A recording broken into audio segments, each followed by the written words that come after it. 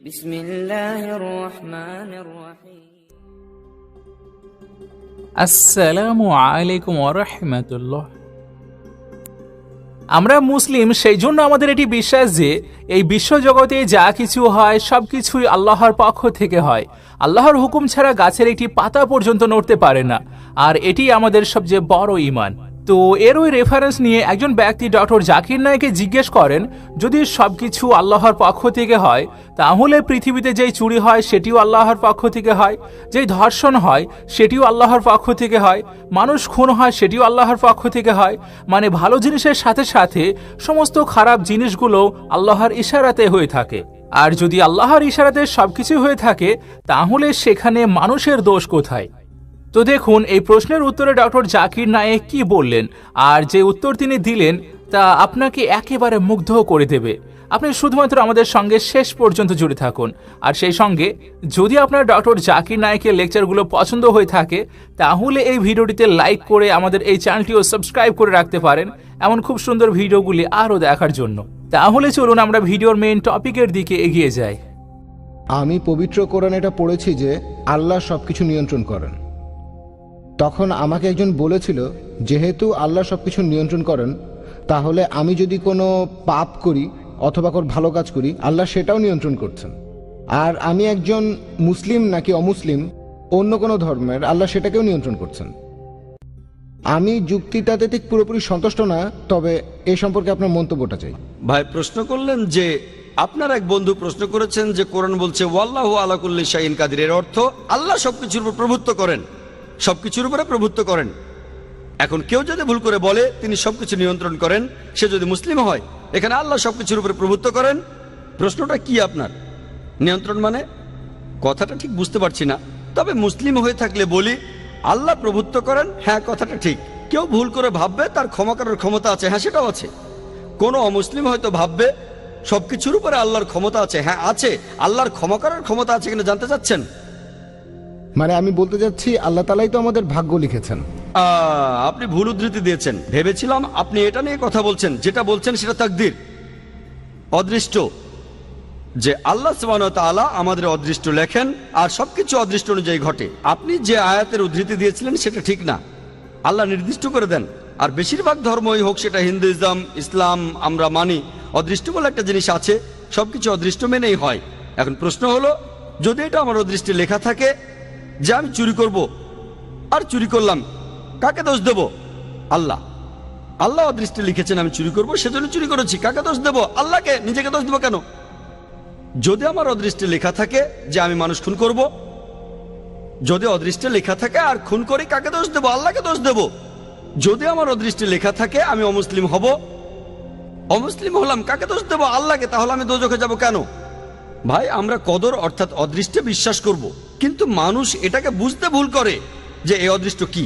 আর যেমন ধরেন, একটা উদাহরণ দিচ্ছি, ধরেন একটা ক্লাস, সেখানে 100 জন ছাত্র আছে, আর বছরের শেষ দিকে ফাইনাল পরীক্ষার আগে টিচার বললেন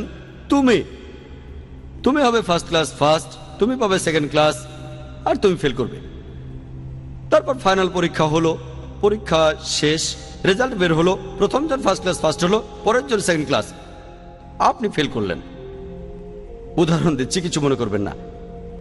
এখন আমি আপনাকে প্রশ্ন করি, যে ছেলেটা ফেল করেছে, যে ছাত্রটা ফেল করেছে, সে কি টিচারকে বলবে যেহেতু আপনি বলেছিলেন সেজন্য ফেল করেছি? আপনি কি টিচারকে দোষ দেবেন? না। যেহেতু টিচার 1 বছর পড়িয়েছেন, তিনি জানেন যে এই ছাত্রটা খুব মনোযোগী, ঠিকমতো পড়াশোনা করলে সে ফার্স্ট ক্লাস ফার্স্ট হবে, সেকেন্ড ক্লাস, এটা ফাঁকিবাজ, ঠিকমতো লেখাপড়া করে না, ফেল করবে। টিচার অনুমান করেছিলেন বলেই কি তাকে দোষ দেবেন? না। একইভাবে আল্লাহ সুবহানাহু ওয়া তাআলা, তিনি এই টিচারদের চাইতে অনেক বড়, তার আছে ইলমে গায়েব, তিনি ভবিষ্যতের কথাগুলো জানেন, তিনিই হলেন সবচেয়ে বড় টিচার। তবে আল্লাহ তাআলা, তার রয়েছে ইলমে গায়েব, তিনি জানেন যে ভবিষ্যতে কি হতে যাচ্ছে, আল্লাহ তাআলা আগেই সেটা লিখে রাখেন। যেমন ধরেন, একটা রাস্তার সামনে দাঁড়ালেন, 5টা রাস্তা, 1 2 3 4 5, আপনি যে কোনো একটা বেছে নেন, বেছে নিলেন রাস্তা নম্বর 2। এখন আল্লাহ আগে থেকে জানেন যখন এই লোকটা ক্রস রোডের সামনে আসবে সে বেছে নেবে 2 নম্বর রাস্তা, আল্লাহ আগে থেকে সেটা লিখে রেখেছেন। এই লোকটা যখন এখানে আসবে সে বেছে নেবে 2 নম্বর রাস্তা। আল্লাহ লিখেছেন বলে এটা হচ্ছে না, কিন্তু এমনটা ভবিষ্যতে হবে বলে আল্লাহ আগে থেকে লিখে রেখেছেন। বুঝতে পেরেছেন? আল্লাহর আছে ইলমে গায়েব। ধরেন আপনি পাশ করলেন কলেজ থেকে, হতে পারেন ডাক্তার অথবা হবেন ইঞ্জিনিয়ার। আপনি ঠিক করলেন ডাক্তার হবেন, এমন না যে যেহেতু আল্লাহ লিখে দিয়েছেন তাই আপনি ডাক্তার হবেন। আল্লাহ জানেন কলেজ থেকে পাশ করার পর আপনি ডাক্তার বা ইঞ্জিনিয়ার হতে পারেন। আপনি সব সাবজেক্টে ভালো নম্বর পেয়েছেন, পিসিবিএম, ফিজিক্স, কেমিস্ট্রি, বায়োলজি আর ম্যাথ, ভালো নম্বর। আপনি ঠিক করলেন ডাক্তার হবেন। আল্লাহ জানেন আপনার চয়েস দুটো, আপনি ডাক্তার হবেন, তাই আল্লাহ লিখে রেখেছেন আপনি ডাক্তার হবেন। তারপর যখন আপনি উপার্জন করবেন, আপনি 1000 টাকা কামাতে পারেন সৎভাবে, অথবা আপনি টাকা চুরি করতে পারেন। আপনি তখন চুরি করলেন। আল্লাহ জানেন যখন এই লোক বড় হবে তখন সে টাকা কামাতে পারে সৎভাবে বা চুরি করে, সে তখন চুরি করবে। আপনি যে চুরি করবেন সেটা আল্লাহ জানেন। আপনার বয়স যখন 25 বছর হবে তখন আপনি চুরি করবেন, আল্লাহ আগে থেকে জানেন তাই লিখে রেখেছেন।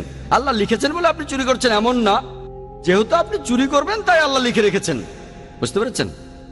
তাহলে অদৃষ্ট হচ্ছে যেটা আল্লাহ তাআলা লিখে রেখেছেন। কিছু জিনিস ফিক্সড, কে কখন জন্মাবে ইত্যাদি, তবে বাকি জিনিসগুলো এমন না, আপনি ঠিক করবেন। সেজন্য আল্লামা ইকবাল বলেছেন, খুদ কো কার ইতনা বুলন্দ क्या तकदीर के पहले अल्लाह अपने बंदे से खुद पूछे बता दे राजा क्या है। অর্থাৎ নিজেকে এতটাই মহান বানাও যে অদৃষ্ট লেখার আগে আল্লাহ নিজে জিজ্ঞাসা করবেন তার বান্দাদের যে তোমার ইচ্ছা কি। এটা একটা শায়েরি। তাই আমাদের কাজগুলোর দায় আমাদের, সব দায় আমাদের। কেউ যদি বলে আমি পাপ করেছি, কাকে দোষ দেবেন? তাকে দোষ দেবেন।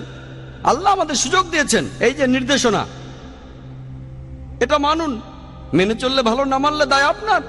একইভাবে কোনো অমুসলিম, সে যে মুসলিম না, দোষটা কার? আমাদের নবীজি মুহাম্মদ সাল্লাল্লাহু আলাইহি ওয়াসাল্লাম বলেছেন, প্রত্যেক শিশুই দ্বীনুল ফিতর নিয়ে জন্মায়। সবাই জন্মায় মুসলিম হয়ে। মুসলিম মানে যে আল্লাহর কাছে নিজের ইচ্ছাকে সমর্পণ করে। প্রত্যেক শিশুর জন্মের পর তার হার্টবিট আল্লাহর কথা বলে, তার শ্বাস প্রশ্বাস আল্লাহর কথা বলে, তার চিন্তা ভাবনাও আল্লাহর কথা বলে। পরবর্তীতে যেটা হয় তাকে প্রভাবিত করে তার গুরুজনেরা, তার বাবা মা। তখন সে মূর্তি পূজা শুরু করে, সে আগুনের পূজা শুরু করে, তারপর সে অমুসলিম হয়ে যায়। তাই যখন কোনো অমুসলিম ইসলাম গ্রহণ করে, সঠিক শব্দটা কনভার্ট না, এটা হচ্ছে রিভার্ট। প্রত্যেক মানুষ জন্মায় মুসলিম হয়ে, ভুল পথে যাওয়ার পরে সে ফিরে আসে, তাই সঠিক শব্দটা হলো রিভার্ট। তাহলে আপনারা অমুসলিম বন্ধুকে বলেন, এই যে এই নাও কোরআন, এটা মানো, তোমার সামনে তো মুসলিম হওয়ার সুযোগ আছে। তাকে বোঝান, কোরআন পড়েন, মেনে চলেন। যদি বুঝতে অসুবিধা হয় আমাকে জিজ্ঞেস করেন, আমাকে জিজ্ঞেস করতে না পারলে IRF-এ এসে জিজ্ঞেস করেন, তারা সাহায্য করবে। এই কোরআনটা নেন। আপনি এমন কথা কোনো অমুসলিমকে বলতে পারবেন না যে মুসলিম হতে পারবে না। ঠিক, সে তখন আপনাকে বলতে পারে আপনি বাইবেল পড়েন আর বেদ পড়েন, আপনি খ্রিস্টান বা হিন্দু হয়ে যাবেন। আমার ভিডিও ক্যাসেট দেখে তর্ক করতে পারেন। দুই দিকে, এটা two way traffic, one way না। আমরাও তাদের একই কথা বলবো, এই যে বাইবেল এটা পড়ে না, তারপর দেখেন আমি আপনাদের চাইতে বেশি খ্রিস্টান। ঠিক না ভুল? তাহলে two way traffic, one way না।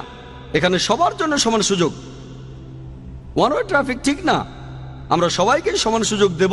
আল্লাহ আমাদের ব্রেন দিয়েছেন, আমাদের বুদ্ধি দিয়েছেন। আমরা মানুষরা যে অনেক উন্নত, কারণটা এই না যে আমরা অনেক হ্যান্ডসাম। আমাদের ব্রেনটা ব্যবহার করতে হবে সত্যের পথে আসার জন্য। আপনারা অমুসলিম বন্ধুকে বলেন, হ্যাঁ আল্লাহ আমাদের সবাইকেই সুযোগ দিয়েছেন, আমরা বেছে নিতে পারবো। তবে আল্লাহ আগে থেকেই যে এই লোক কোরআন পড়ার পরে মুসলিম হবে কিনা, প্রথম জন, দ্বিতীয় জন, এখন আল্লাহ জানেন প্রথম জন মুসলিম হবে, দ্বিতীয় জন হবে না। আমি বা আপনি জানি না, আমি শুধু উদাহরণ দিলাম। আমি আসলেই জানি না প্রথম লোকটা মুসলিম হবে নাকি দ্বিতীয় লোকটা, দুজনে হবে নাকি কেউ হবে না। আমি শুধু উদাহরণ দিলাম, যদি মুসলিম হয় সেটা তার তকদিরে হবে। সে কোরআন পেয়েছে, তারপর পড়েছে, হয় সেটা মেনেছে নয়তো মানেনি। কোরআন বলছে যে কিয়ামতের দিন যারা এই সত্য ধর্মকে ত্যাগ করেছে তাদের কেউ কথা বলবে না, ও আল্লাহ আপনি অবিচার করছেন। তারা শুধু বলবে আমাদের মাফ করুন। আল্লাহ বলবেন দেরি হয়ে গেছে, দেরি করেছো। আল্লাহ তাআলা বলেছেন যেসব লোকজনকে দোজখে পাঠানো হবে তারা কেউ বলবে না যে আল্লাহ তাআলা অবিচার করছেন। সবকিছু একেবারে তাদের সামনেই থাকবে।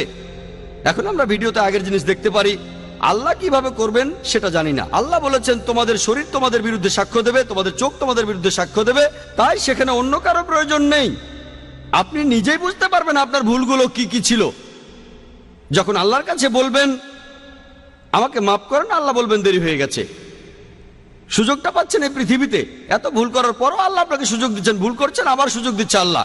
এই জীবনের পরে পরকালে হিসাব কিতাব, শেষ বিচারের দিন আপনার কাজের উপর নির্ভর করে আপনার বিচার করা হবে। কাজের উপর নির্ভর করে আপনি যাবেন বেহেশত বা দোজখে। আশা করতে ভিডিও ভালো লাগলে ভিডিওটিকে আপনার ফ্যামিলি এবং দোস্তের মাঝে অবশ্যই শেয়ার করবেন। আমাদের সঙ্গে জুড়ে থাকার জন্য শুকরিয়া।